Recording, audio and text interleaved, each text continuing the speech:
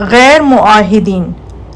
مفتوحین کی دوسری قسم میں وہ لوگ ہیں جو آخر وقت تک مسلمانوں سے لڑتے رہے ہوں اور جنہوں نے اس وقت ہتھیار ڈالے ہوں جب اسلامی فوجیں ان کے استحکامات کو توڑ کر ان کی بستیوں میں فاتحانہ داخل ہو چکی ہوں۔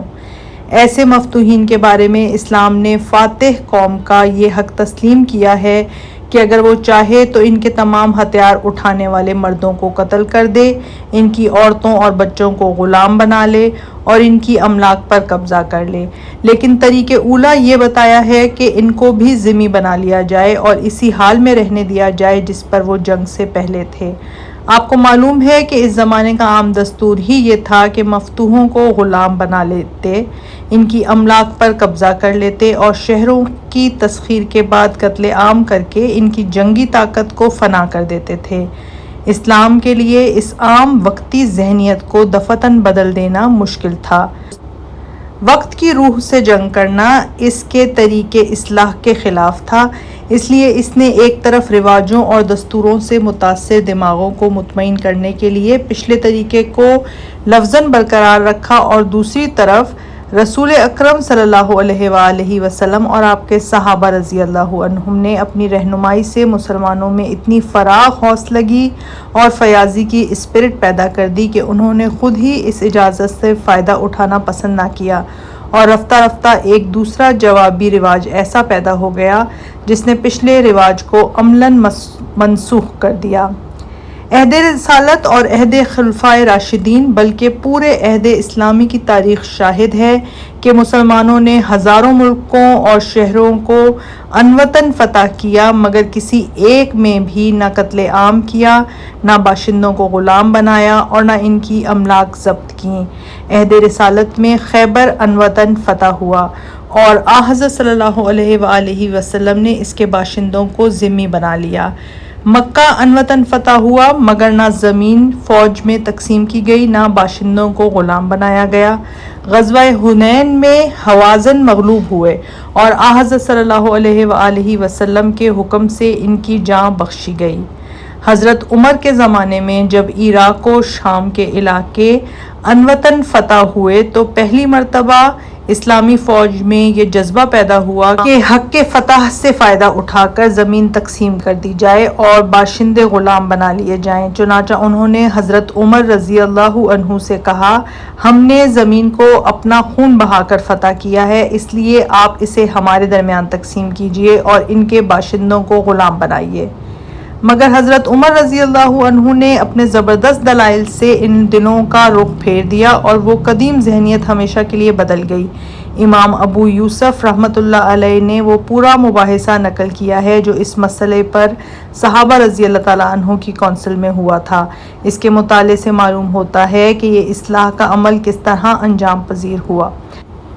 حضرت بلال رضی اللہ عنہ اور حضرت عبد الرحمن رضی اللہ عنہ بن عوف کا مطالبہ تھا کہ زمین فوج میں تقسیم کی جائے اور باشندوں کو لونڈی غلام بنا لیا جائے، لیکن حضرت عثمان، حضرت علی، حضرت طلحہ اور حضرت عبداللہ بن عمر اور انصار رضی اللہ عنہم کے تمام اکابر اس کے خلاف تھے اور سب کی رائے یہ تھی کہ ملک کو تقسیم کرنے اور باشندوں کو غلام بنانے کی پالیسی کسی طرح مناسب نہیں ہے۔ خود حضرت عمر رضی اللہ عنہ اس کے سخت مخالف تھے۔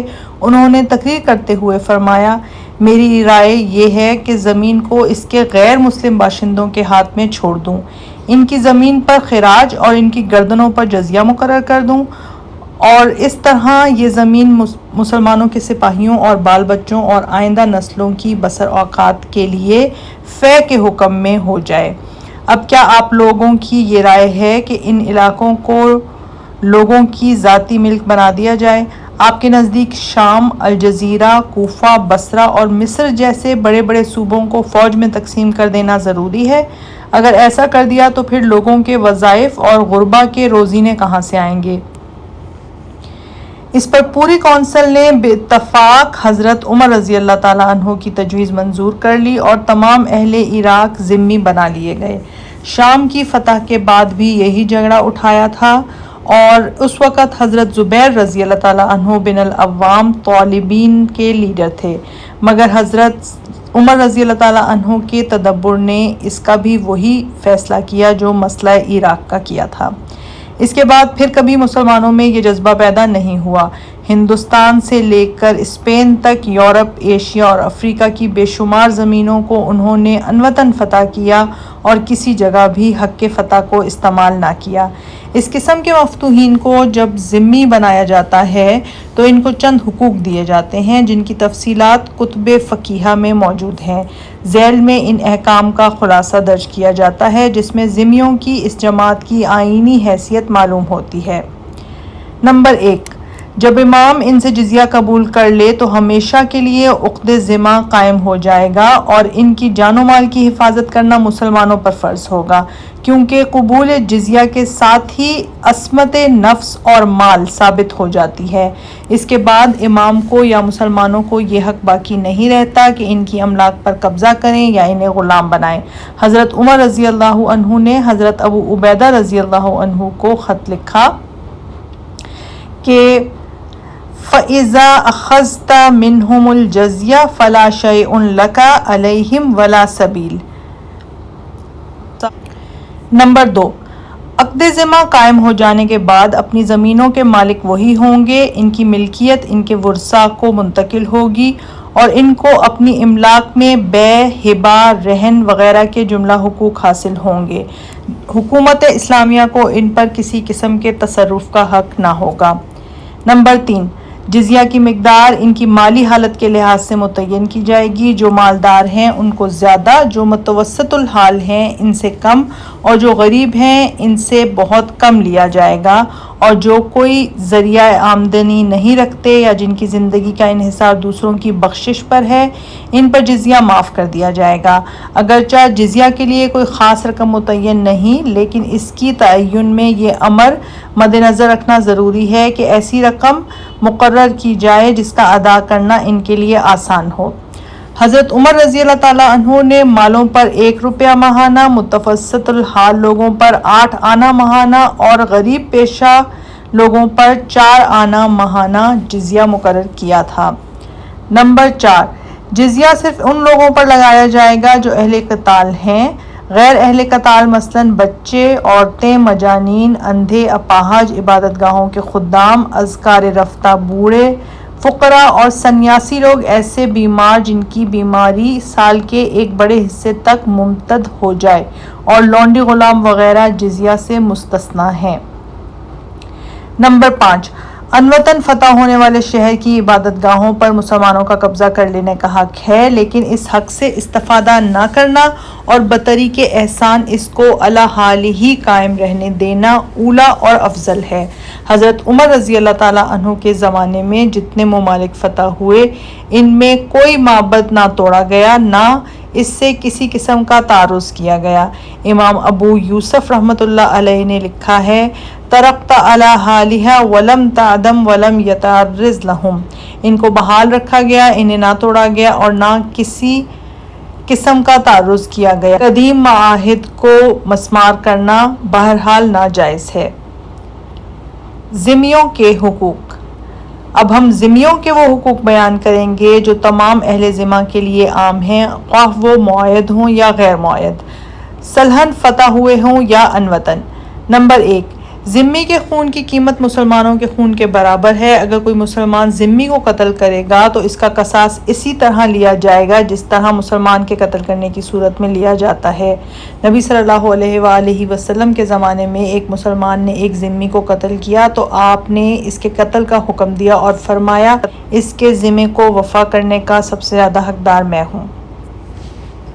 حضرت عمر کے زمانے میں قبیلہ بکر بن وائل کا ایک شخص نے ہیرا کے ایک ذمی کو قتل کر دیا۔ اس پر آپ نے حکم دیا کہ قاتل کو مقتول کے وارثوں کے حوالے کیا جائے، چنانچہ وہ مقتول کے وارث کو دے دیا گیا اور اس نے اسے قتل کر دیا۔ حضرت عثمان رضی اللہ تعالیٰ عنہ کے زمانے میں خود عبید اللہ بن عمر رضی اللہ تعالیٰ عنہ کے قتل کا فتویٰ دے دیا گیا تھا، کیونکہ انہوں نے ہرمزان اور ابو لولو کی بیٹی کو اس شبے میں قتل کر دیا تھا کہ شاید وہ حضرت عمر رضی اللہ تعالیٰ عنہ کے قتل کی سازش میں شریک ہوں۔ حضرت علی رضی اللہ تعالیٰ عنہ کے زمانے میں ایک مسلمان پر ایک ذمی کے قتل کا الزام لگایا گیا۔ ثبوت مکمل ہونے کے بعد آپ نے قصاص کا حکم دے دیا۔ مقتول کے بھائی نے آ کر عرض کیا کہ میں نے خون معاف کیا۔ آپ مطمئن نہ ہوئے اور فرمایا لعلہم فزعوک او حدوک، شاید لوگوں نے تجھے ڈرایا دھمکایا ہے۔ اس نے جواب دیا نہیں، مجھے خون بہا مل چکا ہے اور میں سمجھتا ہوں کہ اس کے قتل سے میرا بھائی واپس نہیں آ جائے گا۔ تب آپ نے قاتل کو رہا کیا اور فرمایا کہ جو کوئی ہمارا ذمی ہو، اس کا خون ہمارے خون کی طرح اور اس کی دیت ہماری دیت کی طرح ہے۔ ایک دوسری روایت کے مطابق حضرت علی رضی اللہ عنہ نے فرمایا انہوں نے عقد ذمہ قبول ہی اس لیے کیا ہے کہ ان کے مال ہماری مال کی طرح اور ان کے خون ہمارے خون کی طرح ہو جائے۔ اسی قول کی بنا پر فقہا نے یہ جزیہ نکالا ہے کہ اگر مسلمان کسی ذمی کو بلا ارادہ قتل کر دے تو اس کی دیت بھی وہی ہوگی جو مسلمانوں کو خطأً قتل کرنے سے لازم آتی ہے۔ نمبر 2، تعزیرات میں ذمی اور مسلمان کا درجہ مساوی ہے۔ جرائم کی جو سزا مسلمانوں کو دی جائے گی وہی ذمی کو بھی دی جائے گی۔ ذمی کا مال مسلمان چرائے یا مسلمان کا مال ذمی چرائے، دونوں صورتوں میں سارق کا ہاتھ کاٹا جائے گا۔ ذمی کسی مسلمان عورت سے زنا کرے یا مسلمان کسی ذمی عورت سے زنا کرے، دونوں صورتوں میں سزا یکساں ہوگی۔ نمبر 3، دیوانی قانون میں بھی ذمی اور مسلمان کے درمیان کامل مساوات ہے۔ حضرت علی رضی اللہ تعالیٰ عنہ کے ارشاد اموالہم کاموالنا کے معنی ہی یہ ہیں کہ ان کے مال کی ویسی ہی حفاظت ہونی چاہیے جیسی مسلمانوں کے مال کی ہوتی ہے۔ اس باب میں ذمیوں کے حقوق کا اتنا لحاظ رکھا گیا ہے کہ اگر کوئی مسلمان ان کی شراب یا ان کے خنزیر کو بھی تلف کر دے تو ان پر ضمان لازم آئے گا۔ دارالمختار میں ہے، مسلمان اس کی شراب اور اس کے سور کی قیمت ادا کرے گا اگر وہ اسے تلف کر دے۔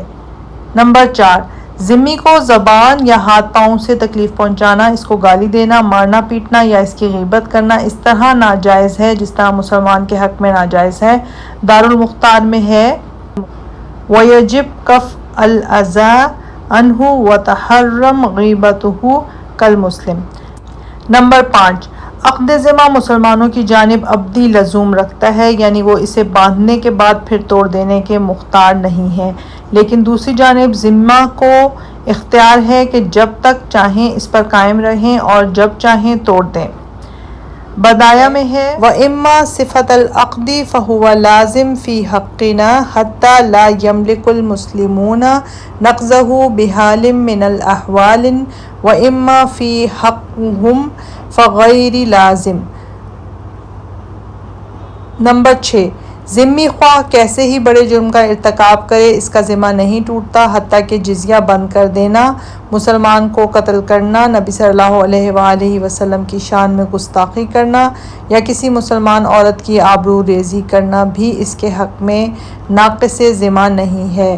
البتہ صرف 2 صورتیں ایسی ہیں جس میں عقد ذمہ باقی نہیں رہتا، ایک یہ کہ وہ دارالاسلام سے نکل کر دشمنوں سے جا ملے، دوسرے یہ کہ حکومت اسلامیہ کے خلاف اعلانیہ بغاوت کر کے فتنہ و فساد برپا کرے۔ نمبر 7، ذمیوں کے شخصی معاملات ان کی شریعت یعنی پرسنل لاء کے مطابق طے کیے جائیں، اسلامی قانون ان پر نافذ نہیں کیا جائے گا۔ جن افعال کی حرمت ان کے مذہب میں بھی ثابت ہے ان سے تو ہر حال میں منع کیے جائیں گے، البتہ جو افعال ان کے ہاں جائز ہیں اور اسلام میں ممنوع ہے انہیں وہ اپنی بستیوں میں آزادی کے ساتھ کر سکیں گے اور خالص اسلامی آبادیوں میں حکومت اسلامیہ کو اختیار ہوگا کہ انہیں آزادی دے یا نہ دے۔ بدایع میں ہے جو بستیاں اور مقامات امصار مسلمین میں سے نہیں ہیں ان میں ذمیوں کو شراب و خنزیر بیچنے اور صلیب نکالنے اور ناقوس بجانے سے نہیں روکا جائے گا، خواہ وہاں مسلمانوں کی کتنی ہی کثیر تعداد آباد ہو۔ البتہ یہ افعال امصار مسلمین میں مکروہ ہیں جہاں جمعہ و عیدین اور حدود قائم کی جاتی ہوں۔ رہا وہ فسق جس کی حرمت کے وہ بھی قائل ہیں، مثلاً زنا اور دوسرے تمام فواحش جو ان کے دین میں بھی حرام ہیں، تو اس کے اظہار سے ان کو ہر حال میں روکا جائے گا، خواہ امصار مسلمین میں سے ہوں یا خود ان کے اپنے امصار میں۔ لیکن امصار مسلمین میں بھی ان کو صرف صلیبوں اور مورتیوں کے جلوس نکالنے اور اعلانیہ ناقوس بجاتے ہوئے بازاروں میں نکلنے کی ممانعت کی گئی ہے۔ اپنے قدیم معاہد کے اندر رہ کر وہ تمام شعائر کا اظہار کر سکتے ہیں۔ حکومت اسلامیہ اس میں دخل دینے کی مجاز نہیں ہے۔ نمبر 8، امصار مسلمین میں ذمیوں کے جو معابد پہلے سے موجود ہوں ان سے تعرض نہیں کیا جا سکتا۔ اگر وہ ٹوٹ جائیں تو انہیں دوبارہ بنا لینے کا حق ہے، لیکن نئے معبد بنانے کا حق نہیں ہے۔ نمبر 9، جو مقامات امصار مسلمین نہیں ہیں اس میں ذمیوں کو نئے معبد بنانے کی بھی عام اجازت ہے۔ اس طرح جو مقامات مصر نہ رہے ہوں، یعنی امام نے ان کو ترک کر کے اقامت جمعہ و عید اور اقامت حدود کا سلسلہ بند کر دیا ہو، ان میں بھی نئے معبد کی تعمیر اور اظہار شعائر کفر جائز ہے۔ ابن عباس رضی اللہ عنہ کا فتویٰ یہ ہے کہ جن شہروں کو مسلمانوں نے آباد کیا تھا ان میں ذمیوں کو یہ حق نہیں ہے کہ نئے معابد اور کنائس تعمیر کریں یا ناقوس بجائیں، شرابیں پئیں اور سور پالیں۔ باقی رہے وہ شہر جو اجمیوں کے آباد کیے ہوئے ہیں اور جن کو اللہ نے عربوں یعنی مسلمانوں کے ہاتھ پر فتح کیا اور انہوں نے مسلمانوں کے حکم پر اطاعت قبول کر لی، تو عجم کے لیے وہی حقوق ہیں جو ان کے معاہد میں طے ہو جائیں اور عرب پر ان کا ادا کرنا لازم ہے۔ نمبر 10، جزیہ و خراج کی تحصیل میں ذمیوں پر تشدد کرنا ممنوع ہے۔ ان کے ساتھ نرمی اور رفق کی تاکید کی گئی ہے اور ان پر ایسا بار ڈالنے سے منع کیا گیا ہے جسے اٹھانے کی ان میں قدرت نہ ہو۔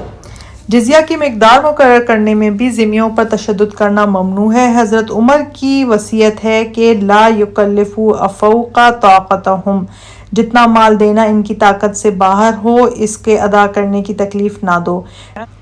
جزیہ کے عوض ان کی املاک کا نیلام نہیں کیا جا سکتا۔ حضرت علی رضی اللہ عنہ کا حکم ہے کہ خراج میں ان کا گدھا یا ان کی گائے یا ان کے کپڑے نہ بیچنا۔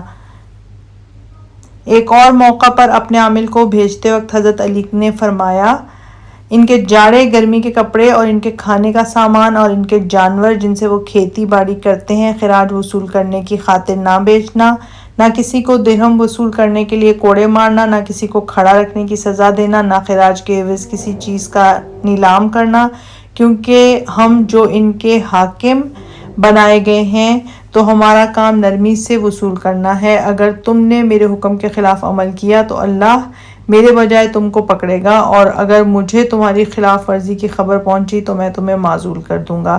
حضرت عمر رضی اللہ عنہ نے شام کے گورنر حضرت ابو عبیدہ رضی اللہ عنہ کو جو فرمان لکھا تھا اس میں من جملہ اور احکام کے ایک یہ بھی تھا کہ مسلمانوں کو ان پر ظلم کرنے اور انہیں ضرر پہنچانے اور ناجائز طریقے سے ان کے مال کھانے سے منع کیا ہے۔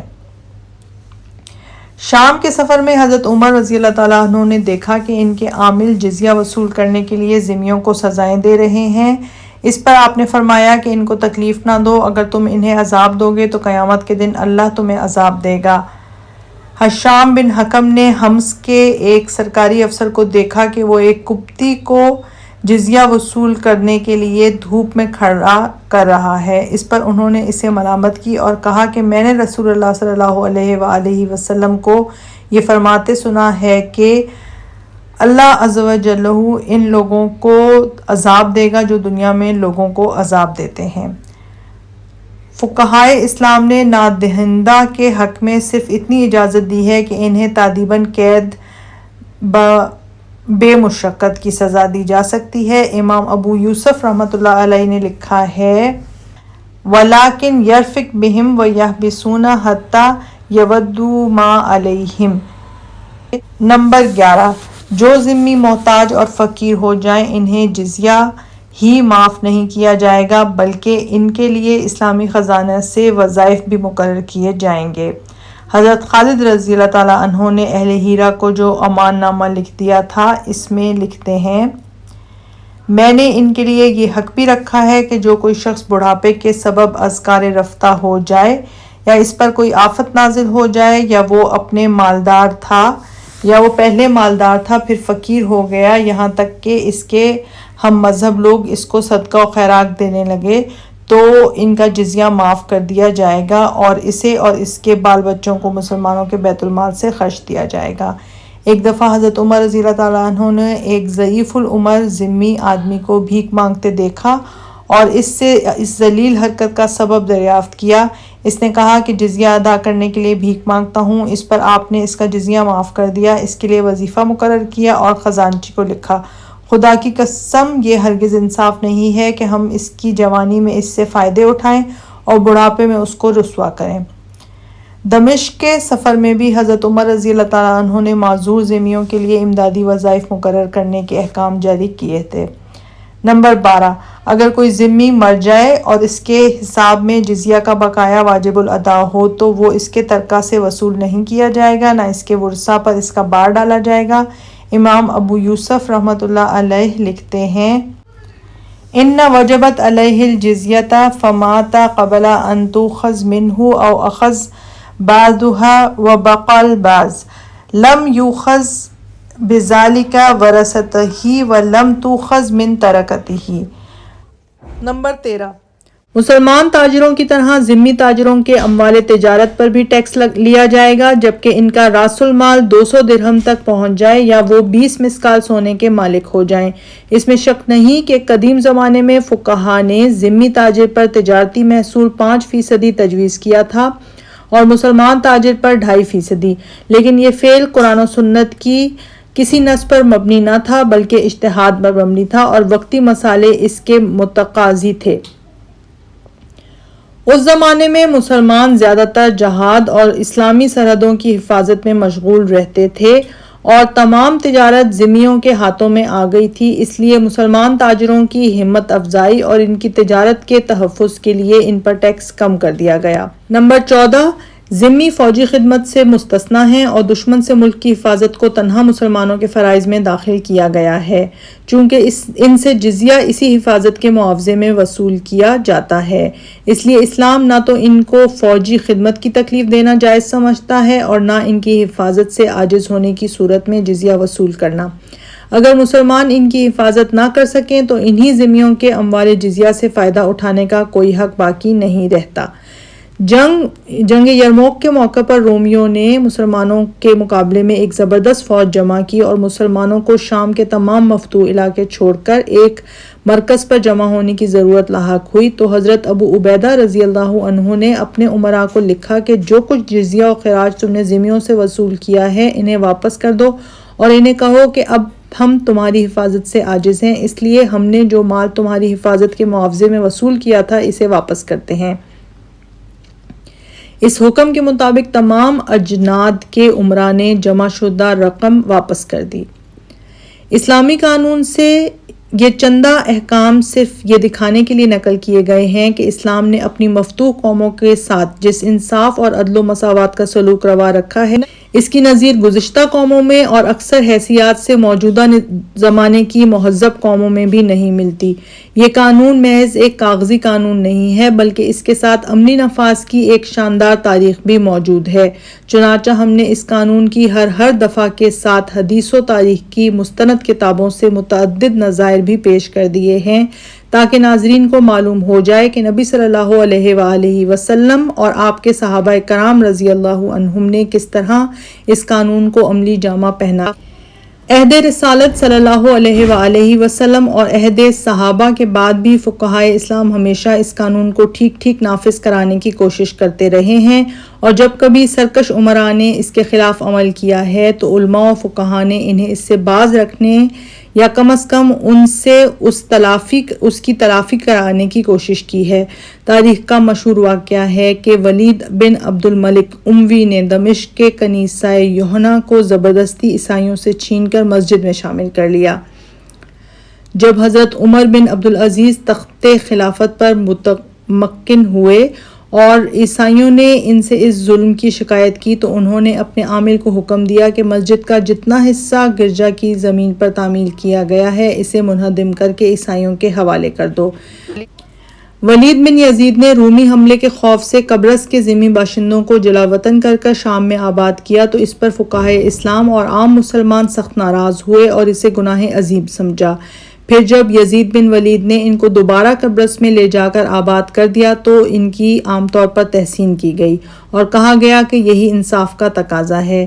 اسماعیل بن عیاش کا بیان ہے کہ فاستفزوا ذلك المسلمون واستعظمه الفقهاء فلما ولی یزید بن ولید بن عبد الملک ردهم الى قبرص فاستحسن المسلمون ذلك من فعله وراؤه عدلا۔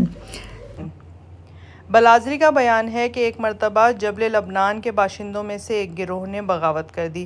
اس پر صالح بن علی بن عبداللہ نے ان کی سرکوبی کے لیے ایک فوج بھیجی جس نے ان کے ہتھیار اٹھانے والے مردوں کو قتل کر دیا اور باقی لوگوں میں سے ایک جماعت کو جلا وطن کیا اور ایک جماعت کو وہیں آباد رہنے دیا۔ امام اوزاعی رحمۃ اللہ علیہ اس زمانے میں زندہ تھے۔ انہوں نے صالح کو اس پر سخت تنبیہ کی اور ایک طویل خط لکھا جس کے چند فقرے یہ ہیں۔ جبل لبنان کے اہل ذمہ کی جلا وطنی کا حال تم کو معلوم ہے۔ ان میں بعض ایسے لوگ بھی تھے جنہوں نے بغاوت کرنے والوں کے ساتھ کوئی حصہ نہیں لیا تھا، مگر باوجود اس کے تم نے ان کچھ کو قتل کیا اور کچھ لوگوں کو ان کی بستیوں سے نکال دیا۔ میں نہیں سمجھ سکتا کہ عام لوگوں کو بعض خاص لوگوں کے جرم کی سزا کیوں کر دی جا سکتی ہے اور کس بنا پر انہیں ان کے گھروں اور ان کی جائیدادوں سے بے دخل کیا جا سکتا ہے۔ حالانکہ اللہ کا حکم یہ ہے کہ لا تزر وازرۃ وزر اخری، اور یہ ایک واجب التعمیل حکم ہے۔ تمہارے لیے بہترین نصیحت یہ ہے کہ تم رسول اللہ صلی اللہ علیہ وآلہ وسلم کے اس ارشاد کو یاد رکھو کہ جو کوئی کسی معاہد پر ظلم کرے گا اور اس کی طاقت سے زیادہ اس پر بار ڈالے گا، اس کے خلاف خود مدعی میں بنوں گا۔ یہ اور ایسی بے شمار مثالیں تاریخ میں ملتی ہیں جن سے معلوم ہوتا ہے کہ ائمہ اسلام نے ہمیشہ اہل ذمہ کے حقوق کی حمایت کی ہے، اور اگر کبھی کسی امیر یا بادشاہ نے ان پر جبر و ظلم کیا بھی ہے تو وہ اسلامی قانون کی صریح خلاف تھا جس سے اسلام بری الذمہ ہے۔ ذمیوں کے لباس کا مسئلہ۔ ایک چیز البتہ اسلام میں ایسی ملتی ہے جس پر مخالفین کو بہت کچھ اعتراض کی گنجائش مل گئی ہے، اور وہ ذمیوں کے لباس کا مسئلہ ہے، مگر افسوس ہے کہ ابتداً اس کی جو حیثیت تھی اسے بعد میں غلط صورت دے دی گئی، اور اسی سے لوگوں کو یہ خیال کرنے کا موقع مل گیا کہ اسلام نے ذمیوں کی تحقیر و تذلیل کے لیے ایک مخصوص لباس اور ایک مخصوص وضع معاشرت مقرر کر دی ہے۔ اس میں شک نہیں ہے کہ حضرت ابوبکر اور حضرت عمر رضی اللہ عنہما کے زمانے کے بعض معاہدات میں اس قسم کی شرط موجود ہے کہ اہل ذمہ ایک خاص قسم کا لباس نہ پہنیں اور مسلمانوں سے مشابہت نہ اختیار کریں۔ مثلاً ہیرا کے معاہدے میں ہم کو یہ الفاظ ملتے ہیں: ان کو حق ہوگا کہ جیسا لباس چاہیں پہنیں مگر فوجی لباس نہ پہنیں اور مسلمانوں سے تشبہ نہ اختیار کریں۔ اس طرح دمشق کے معاہدہ میں جس کی شرائط خود عیسائیوں کی طرف سے پیش کی گئی تھیں یہ الفاظ موجود ہیں: ہم مسلمانوں سے ان کے لباس میں کسی قسم کی مشابہت نہ اختیار کریں گے، نہ ٹوپی میں، نہ امامہ میں، نہ جوتیوں میں اور نہ مانگ نکالنے میں۔ ہماری کتب فقیہ میں بھی اس قسم کے احکام پائے جاتے ہیں۔ مثلاً بدایہ میں ہے: اہل ذمہ کو ایسی علامات اور نشانیاں رکھنی پڑیں گی جس سے وہ پہچانے جا سکیں اور انہیں مسلمانوں سے مشابہت نہ اختیار کرنے دی جائے گی۔ امام ابو یوسف رحمۃ اللہ علیہ نے بھی اپنی کتاب الخراج میں اس قسم کے احکام بیان کیے ہیں کہ ذمیوں کو مسلمانوں کے ساتھ وضع و قطع میں مشابہت اختیار نہ کرنی چاہیے۔ یہ سب احکام بلا شبہ ہمارے ائمہ سے منقول ہیں، لیکن ان کا مقصد دراصل تحقیر نہیں بلکہ مختلف ملتوں کے لوگوں کو باہم خلط ملط ہونے سے روکنا ہے۔ چنانچہ جس طرح ذمیوں کو مسلمانوں کے ساتھ تشبہ اختیار کرنے سے روکا گیا ہے، اسی طرح مسلمانوں کو بھی ذمیوں کے مشابہ بن کر رہنے سے منع کر دیا گیا ہے۔ لباس کے تشابہ میں جو مفاسد پوشیدہ ہیں ان سے اسلام غافل نہیں ہے۔ خصوصیت کے ساتھ محکوم قوموں میں اکثر یہ عیب پیدا ہو جایا کرتا ہے کہ وہ اپنے قومی لباس اور اپنی قومی معاشرت کو ذلیل سمجھنے لگتے ہیں اور حاکم قوم کا لباس اور طرز معاشرت اختیار کرنے میں فخر محسوس کرتے ہیں۔ یہ غلامانہ ذہنیت آج بھی دنیا کی محکوم قوموں میں موجود ہے۔ خود ہندوستان میں بھی ہم دیکھتے ہیں کہ بے شمار ہندی نژاد حضرات انگریزی لباس بڑے شوق کے ساتھ پہنتے ہیں اور اسے پہن کر یہ سمجھنے لگتے ہیں کہ گویا ترقی کے کسی بہت ہی اعلیٰ مرتبے پر پہنچ گئے، حالانکہ کسی انگریز نے کبھی ہندوستانی لباس نہیں پہنا، اور اگر خالص انگریزی سوسائٹی میں کبھی پہنا بھی ہے تو تفاخر کے لیے نہیں بلکہ تفنن اور مسخرہ پن کے لیے۔ نفسیات محکومیت کے اس نقطہ کو ائمہ اسلام خوب سمجھتے تھے، اس لیے انہوں نے اہل ذمہ کو تشبہ بالمسلمین سے منع کر کے ان کی تذلیل و تحقیر نہیں کی بلکہ ان کی قومی عزت و شرافت کو برقرار رکھا۔ ممکن ہے کہ اس قسم کے قوانین بعض لوگوں کی نگاہ میں موجب حقارت ہوں، مگر ہمارے نزدیک اس میں کوئی تحقیر نہیں ہے، بلکہ ہم بہت خوش ہوتے اگر ہمارے انگریز حکمران بھی ہم کو یورپین لباس اور طرز معاشرت اختیار کرنے سے حکماً منع کر دیتے۔ بڑی غلط فہمی ان احکام سے پیدا ہوئی ہے جن میں کہا گیا ہے کہ ذمی زنار باندھیں، دوہرے تسمے کی جوتی پہنیں، اونچی باڑ کی ٹوپی پہنیں اور ان کی زین کے آگے گول لکڑی ہو۔ لوگوں نے سمجھ لیا کہ یہ احکام ذمیوں کے حق میں دائمی ہیں اور ان کے لیے یہ وضع اسلام نے مخصوص کر دی ہے، حالانکہ دراصل یہ احکام اصولی نہیں بلکہ فروعی ہیں۔ اصل حکم تو یہ ہے کہ ذمی اپنی قومی لباس پہنیں اور مسلمانوں کے ساتھ مشابہت اختیار نہ کریں۔ اب اس اصل سے فقہائے عصر نے فروع نکال لیا اور اسی لباس و وضع کو جو ان کے زمانے میں عموماً عجم کے مجوسیوں اور شام کے عیسائیوں میں رائج تھے ان کے لیے لازم کر دیا۔ اس سے یہ ہرگز مقصود نہیں کہ ہر زمانے اور ہر ملک کے ذمی زنار باندھیں، لمبی ٹوپی اوڑھیں اور دوہرے تسمے کی جوتی پہنیں۔ یہ احکام تو صرف اسی عہد کے لیے تھے۔ آج کل کے فقہا اصل حکم یعنی منع تشبہ بالمسلمین سے ایسے ہی دوسرے جزئی احکام منضبط کر سکتے ہیں۔